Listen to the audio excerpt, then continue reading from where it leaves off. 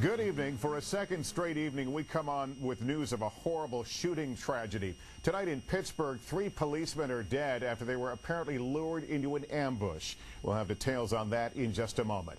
But first, we have learned a lot more about the man who killed 13 people at a Binghamton, New York Immigrant Services Center yesterday. His state of mind and how he prepared for the attack. What we may never know is why Jiverly Wong had to kill others before taking his own life. Their stories and those of the survivors of Friday's rampage frame a poignant picture of hope now stained by tragedy. We'll hear some of those stories in a moment from Rahima Ellis, but NBC's Ron Allen starts us off from Binghamton with the latest on the investigation. Ron, good evening. Good evening to you, Lester. Jiverly Wong's family told police that they were not surprised by what he did. He was angry after being recently fired from a job and he couldn't find another one.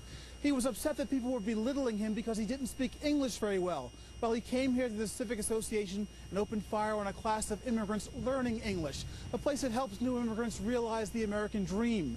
Interestingly, Wong had been a student here at this very center until last month when he dropped out of class. That's the connection between him and this place, now mourning 13 lost souls. Authorities say Jiverly Wong planned a long siege and to take on police.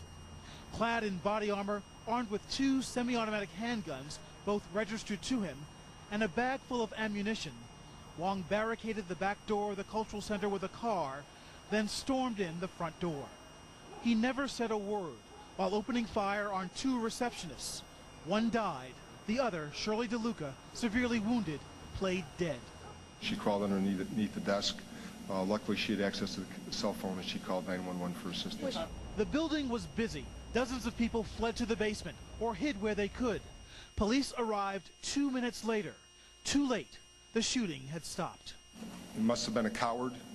We speculate when he heard the sirens that he decided to end his own life. So that's what he was, heavily armed, had a lot of ammunition on him, and thank God before more lives were lost that he decided to do that.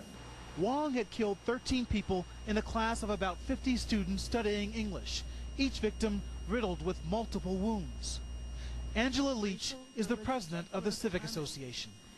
That this tragedy should have happened in our community to our friends who only wanted to advance their knowledge and love of America is unbearable. Our hearts and prayers go out to the victims and their families. Whatever drove this individual to do what he did, I cannot possibly fathom. Wong lived with his mother, father, and sister on this suburban street. He was not married. Some reports described him as an angry loner who loved guns and hated America. He had no criminal record, and police say they had no clue he was so dangerous. If some crazy lunatic decides to pick up a gun and go someplace and start shooting people, I really don't have the answer how law enforcement can prevent anything like that. Throughout the day, investigators have been trying to identify all of the victims and notify the families. They come from some 9 different countries.